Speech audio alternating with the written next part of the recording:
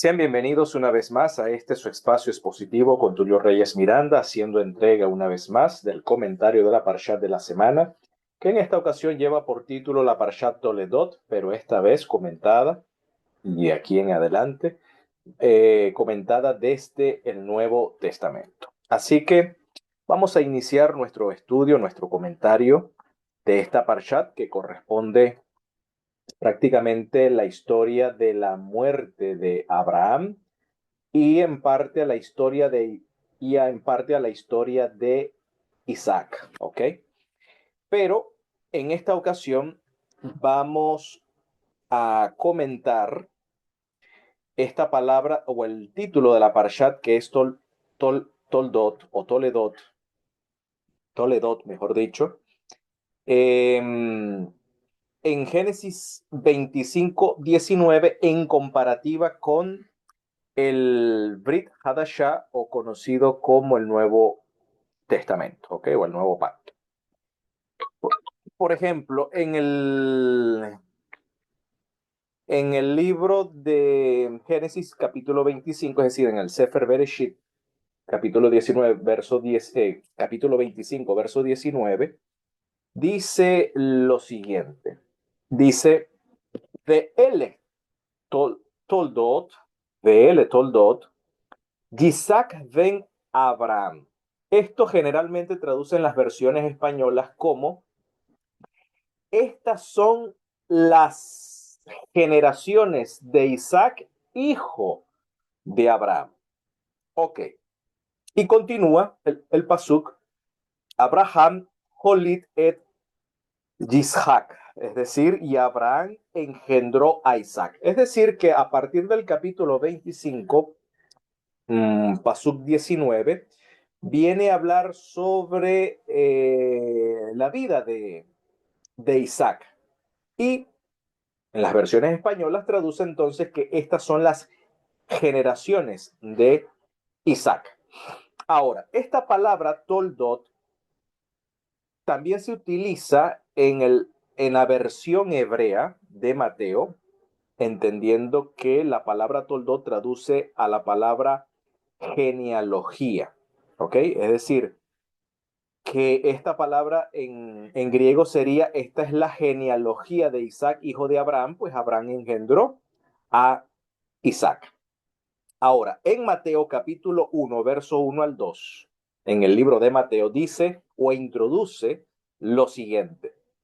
En las versiones castellanas diría, este es el libro de las genealogías de Jesucristo, ¿ok? Hijo de David, hijo de Abraham.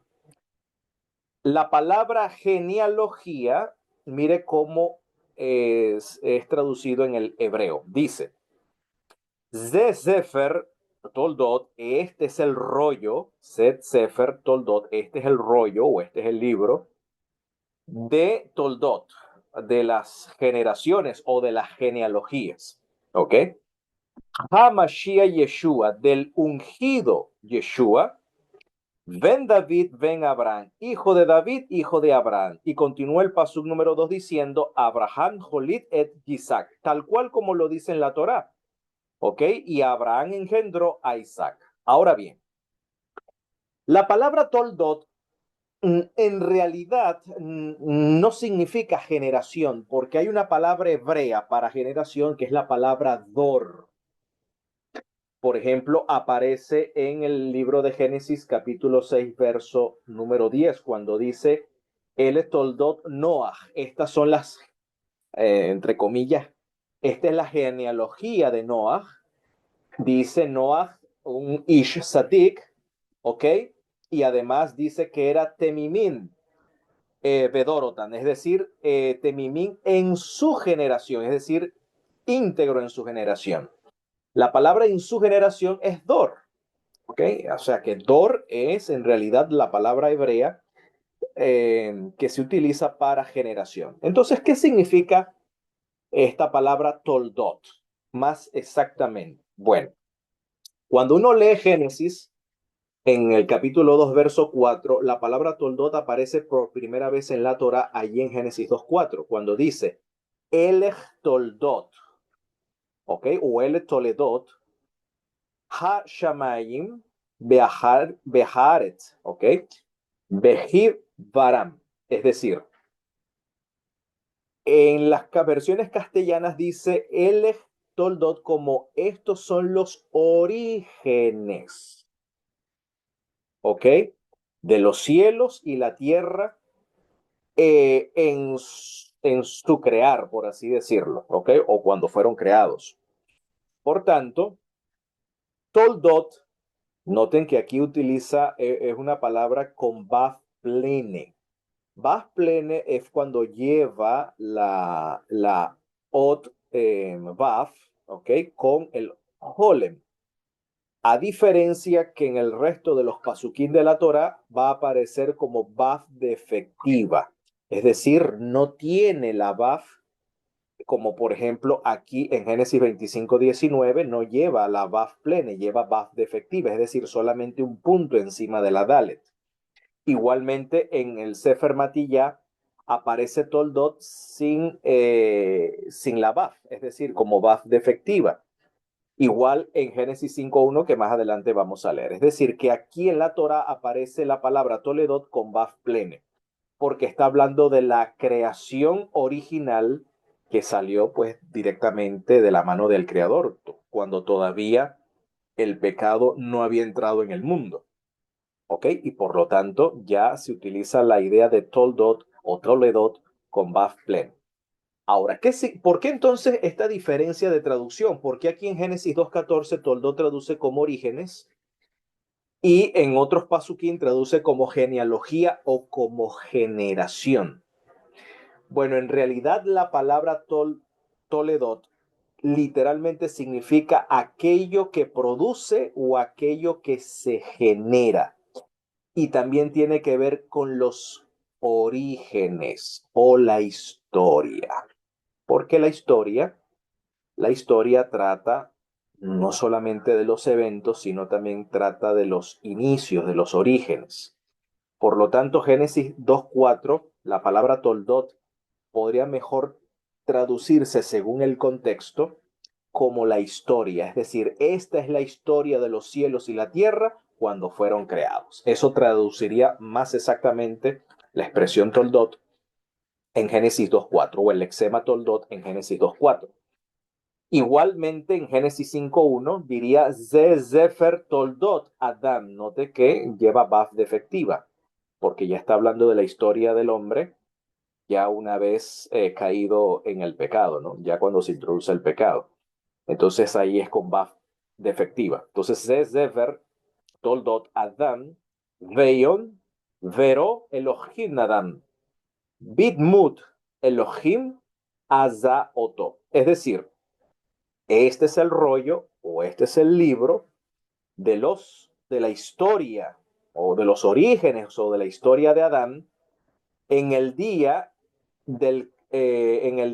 que el poderoso creó a Adán es decir, en la imagen de Elohim o en la imagen del poderoso, lo hizo a él.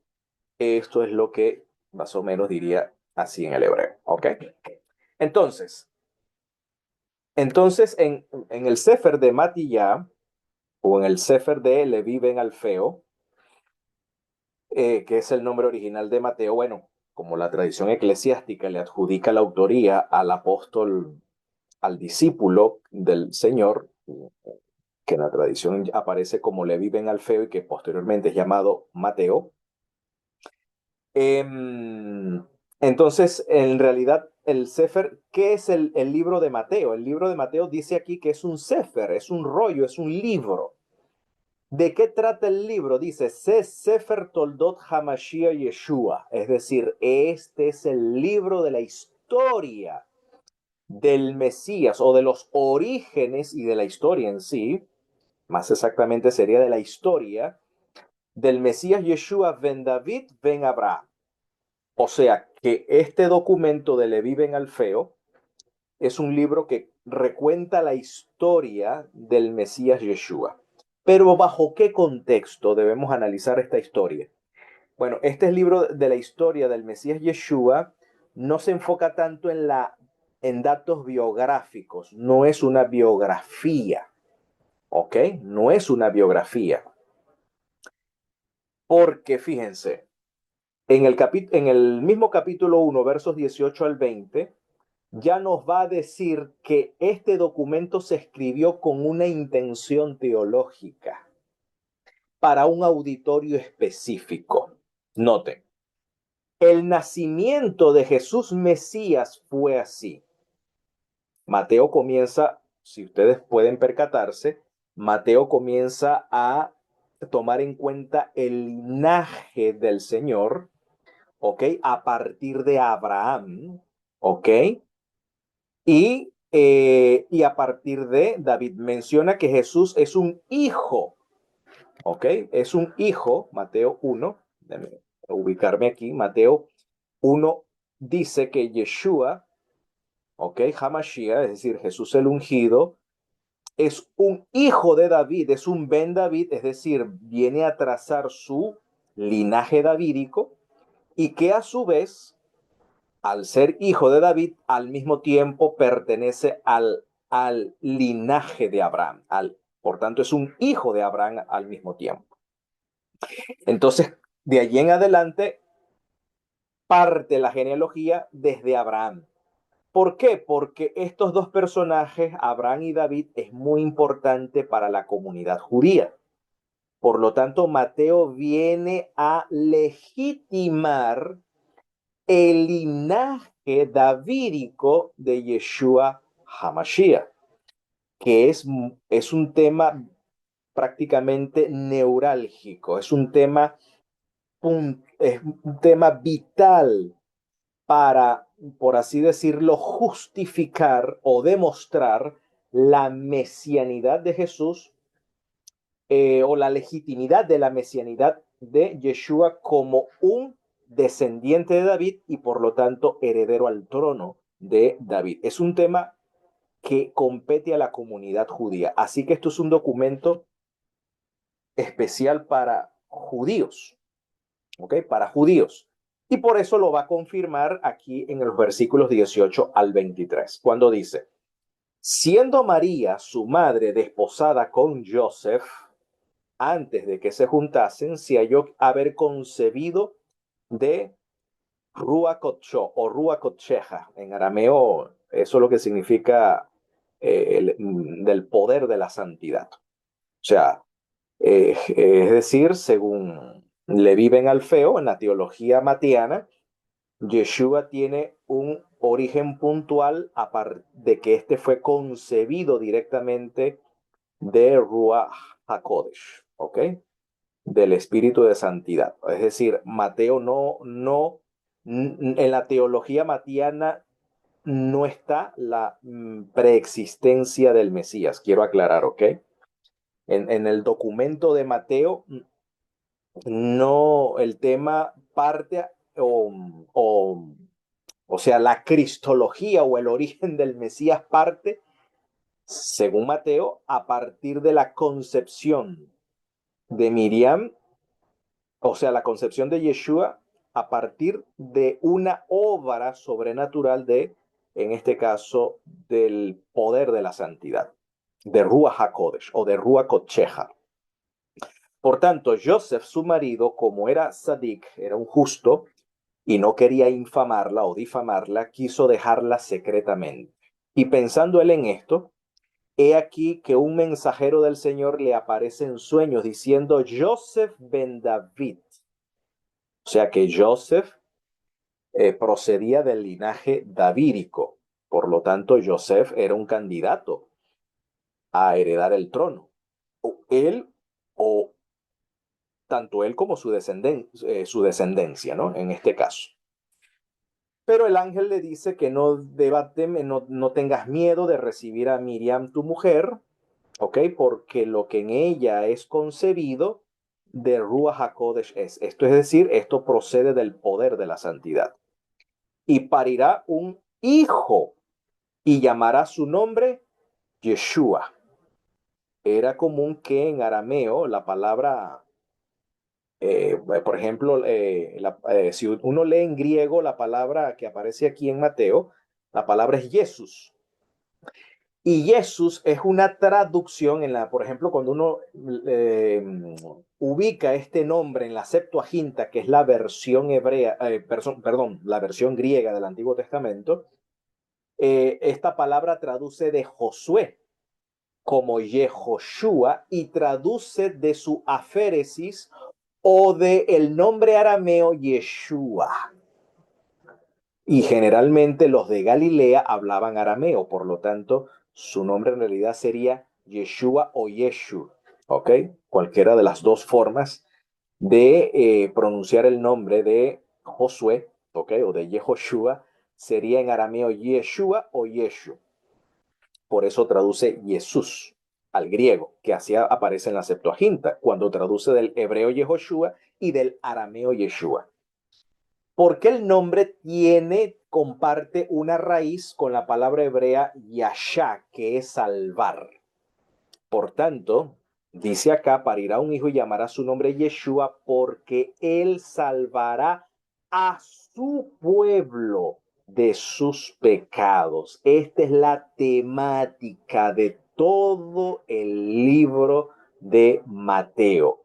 Tiene que ver con la obra salvífica de Yeshua de los pecados de su pueblo. En este caso, esto es un documento para el pueblo judío. Por lo tanto, el documento se preocupa por demostrar la legitimidad de la mesianidad de Jesús como descendiente de David. De esa manera, el autor demuestra la mesianidad o la legitimidad como heredero del trono de David. O sea, legitima su mesianidad en primer lugar y en segundo lugar describe su obra. Y la obra de Yeshua, o en este caso del Mesías, es salvar a su pueblo. ¿Ok? Salvar al pueblo de Israel. Aquí su pueblo es Israel. No está hablando a los gentiles. Mateo no es un documento para justificar la salvación de los gentiles. Esta no es la teología o no es el enfoque de Mateo. Quizás sí Lucas, ¿ok? O Marcos, o Juan, o otros documentos, pero Mateo no. Mateo se enfoca y se centra en el pueblo judío, en el pueblo de Israel. Y por lo tanto, esta va a ser la temática o el hilo conductor en todo el libro de Mateo. ¿Ok? Entonces, prácticamente es la historia de Jesús Mesías, pero es la historia de Jesús Mesías en su obra salvífica hacia su pueblo y particularmente de sus transgresiones.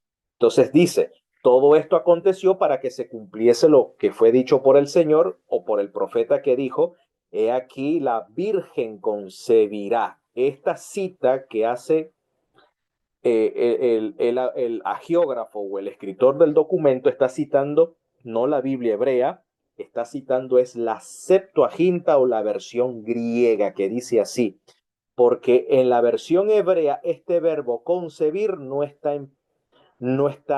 en estado imperfecto, sino en estado perfecto, es decir, en pasado. Y la muchacha joven concibió o ha concebido. Mientras que en la Septuaginta el verbo aparece en futuro, un verbo imperfecto, ¿no? En futuro. Entonces la virgen concebirá y parirá un hijo y llamará su nombre Manuel, que declara o que interpretado es con nosotros Dios. ¿Ok? Pero estos verbos en futuro, concebirá, parirá y llamarás, es de la Septuaginta, más no del hebreo, porque en el hebreo está están conjugados como en estados perfectos, es decir, en pasado. Esto es importante aclarar la diferencia en estas versiones, ¿no? Ahora bien, a lo que vamos. Vemos entonces que este documento trata de la historia de Yeshua pero es la historia de Yeshua en conexión a su obra salvífica centrada en el pueblo de Israel. Por ejemplo, en Mateo 15:24, en la interacción que tuvo el Señor con la mujer de la Sirofenicia, o sea, la mujer de Cananea, que era Siria, ¿ok? Era Sirofenicia, ¿no? De origen. Fíjate que aquí en Mateo da el maestro esta respuesta a ella, dice, y él respondió, dijo, no soy enviado sino a las ovejas perdidas de la casa de Israel. Es decir, Mateo recuenta la historia del Señor centrado es en su pueblo Israel y deja claro que aunque el Señor hace efectivamente una señal a favor eh, a la solicitud de esta mujer sirofenicia, le deja en claro a la sirofenicia de que su misión está centrada es en las ovejas perdidas de la casa de Israel, es decir, su misión es el pueblo judío, como así lo dice la introducción del libro, porque él salvará y como así el ángel especifica que su misión se centra en salvar a su pueblo de sus pecados. Su pueblo es el pueblo de Israel, no es los gentiles, es Israel. ¿Por qué Mateo se enfoca en esto? También en la comisión dada a los 12 discípulos, por ejemplo, en Mateo 10:5 al 6, dice a estos 12. Fíjense por qué se le llama a los discípulos de Jesús, a los 12 apóstoles, porque son enviados ¿a dónde? No a los gentiles. Los 12 apóstoles no son enviados a los gentiles, son enviados a las ovejas perdidas de la casa de Israel. Y aquí lo dice, a estos 12 envió Yeshua, a los cuales dio mandamiento. Les dio un mandamiento diciendo, por el camino de los gentiles no vayan. O sea, no se metan con los gentiles. ¿Ok? Y en ciudad de samaritanos no entren, mas vayan antes, oíd antes a las ovejas perdidas de la casa de Israel.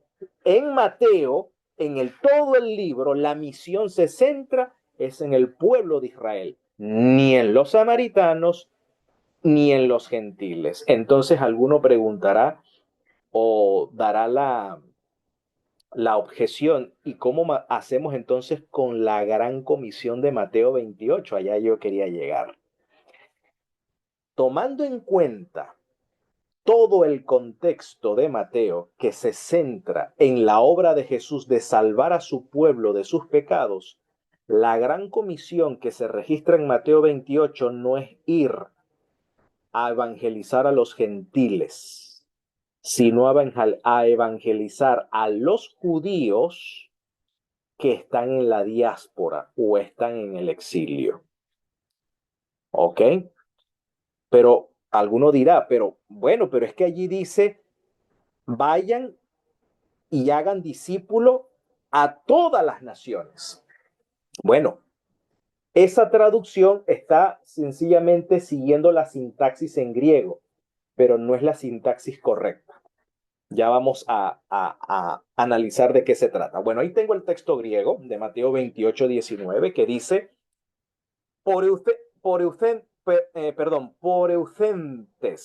por eucentes. Esta Z, ¿ok?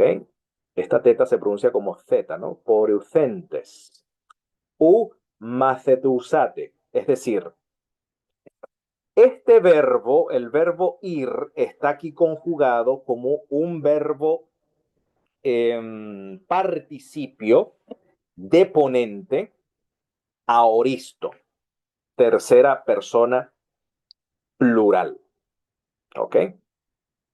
Que quiere decir literalmente no es vayan, sino habiendo sido enviados. ¿Ok? Habiendo sido enviados. Dice luego, haced discípulo a todas las naciones. Eso es lo que pero esto no tiene sentido porque hay que respetar la sintaxis. La sintaxis correcta es del texto, es que habiendo sido enviado a todas las naciones, ¿ok? Habiendo sido enviado a todas las naciones, quiere decir que los discípulos tendrían que ir a las naciones. Pero, pero, pero, ¿será que Mateo nos está diciendo que el maestro está enviando a los discípulos a evangelizar a las naciones?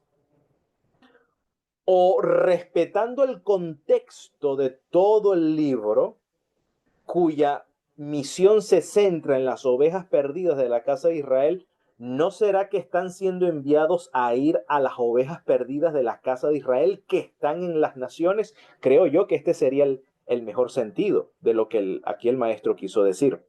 Por tanto, la sintaxis correcta no es habiendo sido enviado, hagan discípulo a todas las naciones. No, esa no es la sintaxis. La sintaxis correcta sería habiendo sido enviado a todas las naciones, hacer discípulos, bautizándoles a quienes, entre comillas, yo creo que aquí hay una manipulación posterior, ¿ok?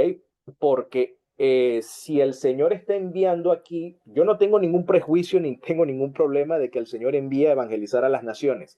El problema acá es que esto no cuadra con el contexto de todo el documento, porque todo el documento desde el inicio se centra en que el enfoque de la historia de Jesús Mesías es en conexión a su pueblo, ya que es precisamente el nombre que el ángel le indica a María, ¿ok?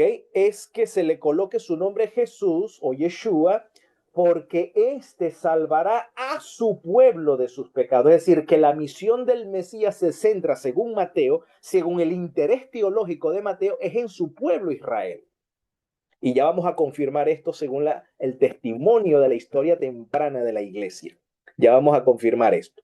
Así que aquí en la gran comisión el Señor esté dando la orden de ir a discipular a los gentiles, no cuadra, no hace sentido con el resto del contexto del documento.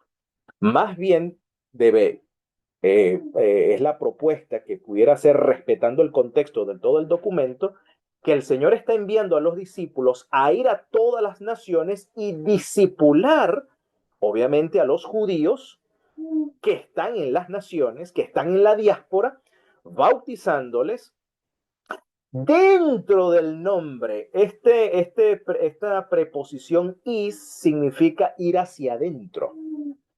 Por lo tanto, el bautizar o esta inmersión no es una fórmula bautismal de que así ustedes, que aquí el Señor no está indicando que así deben ustedes bautizar. No, lo que el Señor está indicando es que en esta inmersión ustedes adentrarían a estos judíos bajo la autoridad del nombre del Padre, del Hijo y del Espíritu Santo, del Agiu Neumatos o del Santo Espíritu.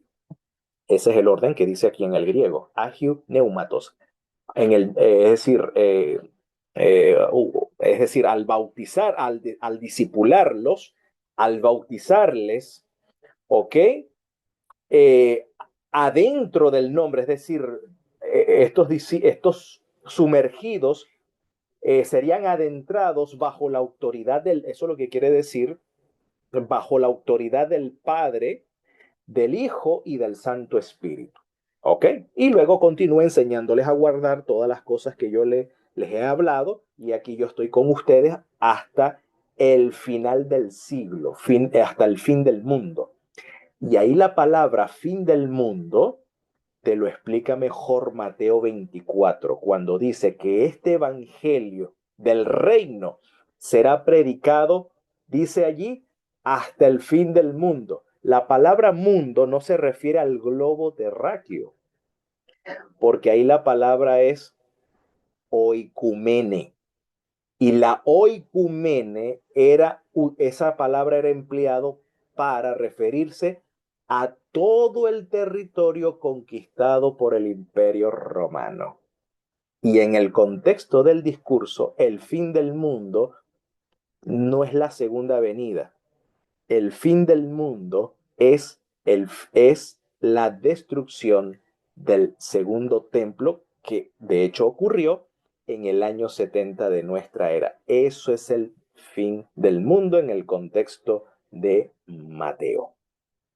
Por lo tanto, aquí está hablando de una obra de evangelización que alcanzaría a todo el mundo habitado, es decir, a todo el territorio del imperio que ha conquistado, todo el territorio del imperio romano, es decir, toda civilización conquistada por el imperio romano, eh, y que cuando eso acontezca y eso ocurra, entonces vendrá el fin que en el contexto se está haciendo referencia a la abominación que causa la desolación puesta en el lugar santo, ¿no? Que esto tiene que ver con la destrucción o la desolación del segundo templo.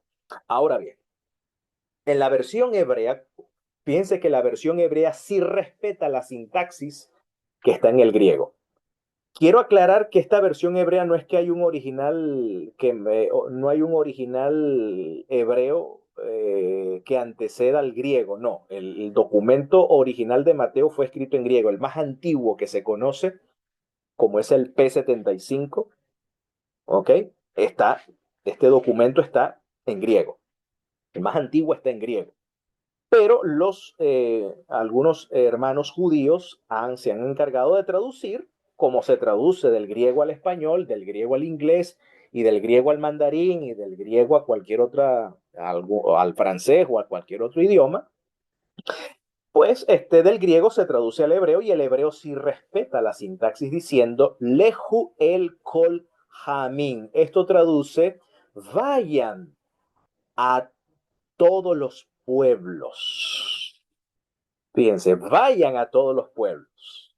Entonces aquí la sintaxis del griego sería, habiendo sido enviado a todas las naciones, ¿ok? Y aquí dice, vayan a todos los pueblos, dice lejorotam, es decir, para instruirles, y luego dice, velazotam, y hacerlos para mí, ¿ok? Velazotam li, y hacerlos para mí le talmidim, es decir, por discípulos, por alumnos, por estudiantes. O sea, vayan a todos los pueblos, ese es el orden correcto, no es que vayan y disipulen a todos los pueblos, no, la orden no es disipular a los pueblos, la orden es ir a los pueblos, ir a las naciones, pero para instruir, ¿ok? Para instruir y hacer para el maestro discípulos de entre las ovejas perdidas de la casa de Israel. Así que la gran comisión, según el contexto, sería una comisión hacia el pueblo judío, no a las naciones en sí. ¿Ok? Así que, según el contexto del libro, ¿ok? No podemos sacar texto fuera de contexto, entonces un pretexto para armar una teología toda totalmente deformada y desencajada de todo el contexto del documento. Ojo, esto lo estoy diciendo en relación a Mateo. No me estoy metiendo con Lucas, no me estoy metiendo con Marcos, ¿ok? Ni cualquier otro libro de la escritura.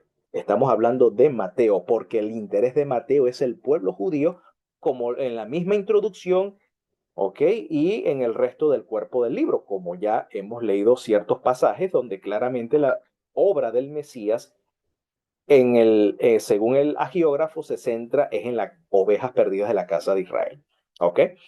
Entonces, el texto hebreo entonces continúa, la versión hebrea continúa, y háganlo para mí por discípulos, ¿ok? Uletabel y sumérjanlos, ¿ok? Uletabel otan y sumérjalos a ellos, Veshem Haab en el nombre del Padre, Bejaven en el Hijo, Berrua Hakodesh y en el Espíritu Santo. Entonces aquí la sintaxis en la versión hebrea respeta la sintaxis del griego. Es decir, vayan a todos los pueblos para instruirlos. Entiéndase, instruirlos aquí no es a las naciones, sino al pueblo judío, según el contexto. ¿Ok? Ahora, esto lo va a confirmar los testigos importantes de la historia temprana de la iglesia. Por ejemplo, Si usted lee un libro que para mí es un libro de consulta obligada, quien quiera conocer la historia temprana de la iglesia, siglo I, siglo II, siglo III y siglo IV. El libro de Historia Eclesiástica escrita por Eusebio de Cesarea. Eso es una literatura obligada, ¿ok? Sobre historia del cristianismo. Es un libro que no puede faltar en la biblioteca quien quiera conocer la historia temprana de la iglesia. Dice allí, por ejemplo, da testimonio Papías de Hierápolis hacia el año ya 130, inicios la primera mitad del segundo siglo. Noten, Mateo compuso los dichos del Señor, ya que este documento se le adjudica a Mateo como agiógrafo, aunque en el libro de Mateo no dice nada al respecto. No, cuando uno lee el documento que se le adjudica a Mateo, el documento en sí no te dice quién es el escritor, no te dice quién es el autor, el agiógrafo, no te lo dice. Sencillamente esto es un libro que cuenta la historia de Jesús Mesías. Esta es la historia de Jesús Mesías, pero no te dice quién es el autor. Ahora, por tradición eclesiástica, todos coinciden que este documento le pertenece a Leví ben Alfeo, conocido como Mateo. Entonces, Mateo compuso los dichos del Señor en lengua hebrea. Aquí el hebreo de la que hace referencia Eusebio es el arameo en sí, no es el hebreo como tal, sino el arameo. Entonces, Mateo compuso los dichos del Señor en lengua hebrea, que en realidad es el arameo, y luego cada uno los tradujo como pudo. Es decir, parece ser que el griego que tenemos hoy en día, según Papías, es el texto traducido posteriormente al griego y es lo que tenemos hoy en día, por así decirlo. Es decir, otros se encargaron de hacer el trabajo de traducirlo al griego. Esto lo dice Papías, en el año 130. Bueno, tenemos otro testigo, Ireneo de León, hacia el año 185. Estamos hablando a finales de la segunda mitad del siglo II.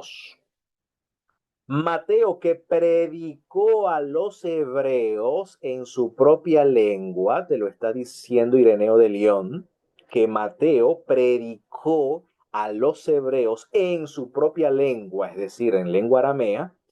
También puso por escrito el Evangelio cuando Pedro y Pablo predicaban y fundaban la iglesia.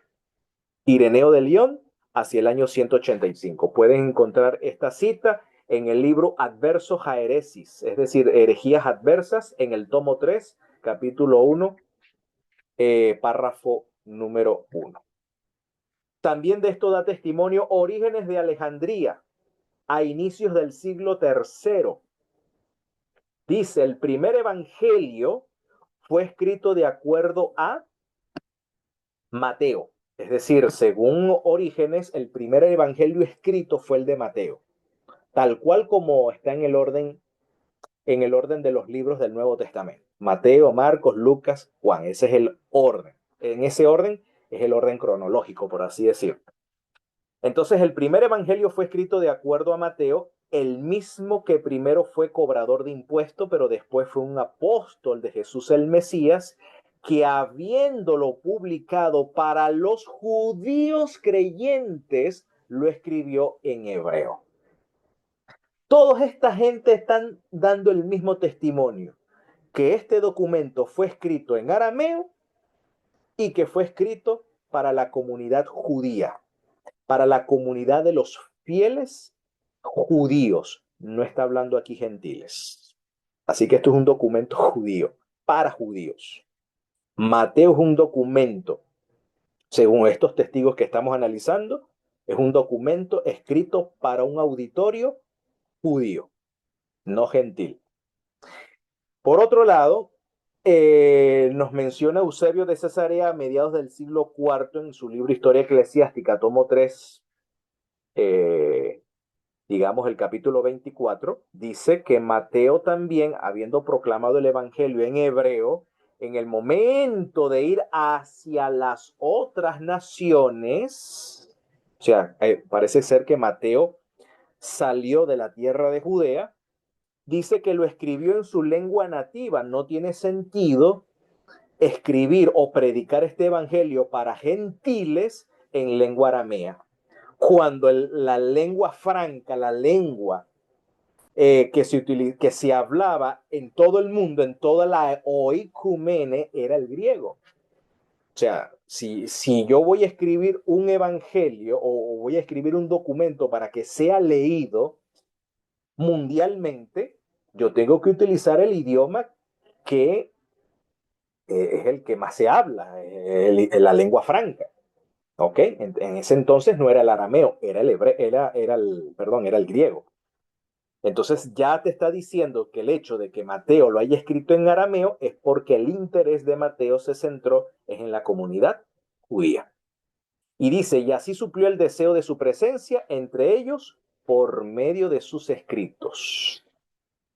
¿Ok? Entonces, este documento fue escrito para los judíos creyentes, según menciona aquí Eusebio. También Epifanio de Salamis, hacia finales del siglo IV, en su libro Panarión, dice lo siguiente: los nazarenos tienen el Evangelio de Mateo. Los nazarenos, así se le llamaba a los judíos mesiánicos del siglo IV. Es decir, a los fieles judíos creyentes en Jesús se le llamaba así. Los Notzrim, de hecho en el Talmud, en la literatura judía ortodoxa, en el Talmud aparecen los Notzrim, que se traducen como los nazarenos, y que también está en el Evangelio, este título está consignado en en el libro de Hechos. En el capítulo 24, verso 5, se habla de la secta de los nazarenos, de la cual Pablo era cabecilla. Es decir, a todo judío que creía en Jesús como Mesías se le daba ese título, Notzrim. Y a los de origen gentil, mayoritariamente se lo denominaba cristianos. Entonces dice, los nazarenos, es decir, judíos mesiánicos o judíos creyentes en Jesús como Mesías, tienen el Evangelio de Mateo muy completo y en hebreo, porque este Evangelio es ciertamente preservado todavía entre ellos como fue escrito en letras hebreas, es decir, todavía a finales del siglo IV, según da testimonio Epifanio de Salamis, había un evangelio en arameo que tenía el grupo de los nazarenos, no entre los gentiles de habla griega, sino entre judíos que conservaban el arameo y tenían el evangelio de Mateo en lengua aramea. Estamos hablando de finales del siglo IV. También tenemos a Jerónimo de Estridón hacia finales del siglo IV o inicios del siglo V, en su libro de Viris, tomo 3. Dice, Mateo, también llamado Leví, que de ser un cobrador de impuestos vino a ser un apóstol y primero de los evangelistas. Compuso un evangelio del Mesías en Judea. Bueno, aquí en cuanto a dónde se escribió, no hay unanimidad. Según dice que fue en Judea. Según lo dice Orígenes, dice que lo escribió cuando, en su momento de ir hacia otras naciones. Parece que fue que se escribió fuera. Algunos académicos dicen que se escribió en Antioquía de Pisidia, ¿ok? O, perdón, Antioquía de Siria, según algunos académicos. Así que no sabemos eh, porque aquí no hay unanimidad en cuanto, más bien hay debate en cuanto al lugar donde se compuso este evangelio. Pero bueno, según este hombre da testimonio que Mateo lo escribió en Judea, en lengua y en letra aramea, en letra hebrea, para beneficios de aquellos de la circuncisión que habían creído. Lo que sí todos dicen en su testimonio que Mateo escribió para la comunidad judía, para la circuncisión, sin duda alguna. Aquí no hay divergencias en cuanto al auditorio para la cual fue escrito el documento. Todos testifican de que este documento fue escrito para la comunidad judía. Quien lo tradujo al griego no está suficientemente claro. Yo fui autorizado por los nazarenos que utilizan este volumen en la ciudad de Boerea en este caso, para copiarlo. Así que, mis queridos, Si este documento fue escrito para judíos, no haría mucho sentido de que en la Gran Comisión, ok, no haría mucho sentido que en la Gran Comisión el Señor estuviese dando orden de que de evangelizar a las naciones. Creo que más bien la Gran Comisión sería ir a las naciones, pero para ir a la comunidad, a las ovejas perdidas de la casa de Israel que están en las naciones. ¿Para qué? ¿Para qué? Para que estos pues acepten el testimonio de la mesianidad de Jesús, como aquí Mateo en este caso, relata, en este caso, sus orígenes o la historia de Jesús Mesías, o estos son los orígenes, ¿ok? La génesis de Jesús Mesías, ¿ok? Eso es lo que en este caso Mateo estaría planteando respetando todo el contexto del documento. Y por otro lado, tenemos un argumento que favorece esto. ¿Cómo es posible que todavía ya en Hechos capítulo 10, todavía Pedro se queda sorprendido de que a través de la conversión del Cornelio, que según se dice que fue el primer gentil converso a la fe, ¿por qué se sorprende Pedro en decir que Dios también le ha dado a los gentiles, se le ha abierto a ellos también la puerta del arrepentimiento? O sea, si el Señor les hubiese indicado ya desde antes de ir a las naciones a evangelizarlo, ¿por qué entonces tiene que ser Pedro a ser forzado a través de una visión y así enseñarles que también los gentiles tengan que ser evangelizados? Eso no tiene muchos sentidos. Así que parece ser entonces que en realidad la gran comisión, según nos lo registra Mateo 28, no es para los gentiles, sino para la comunidad judía, ¿ok? Y así es la lectura que este servidor propone, obviamente, ¿ok? Una propuesta, no es una palabra infalible, no es una postura infalible, ¿ok? De una postura de inerrancia, ¿ok? Sino que humildemente creo yo que esta debería ser la lectura adecuada, respetando todo el contexto del documento y basado precisamente en estos testigos de la historia temprana de la iglesia, donde todos, sin lugar a duda, concuerdan de que este documento fue escrito para judíos y no para gentiles.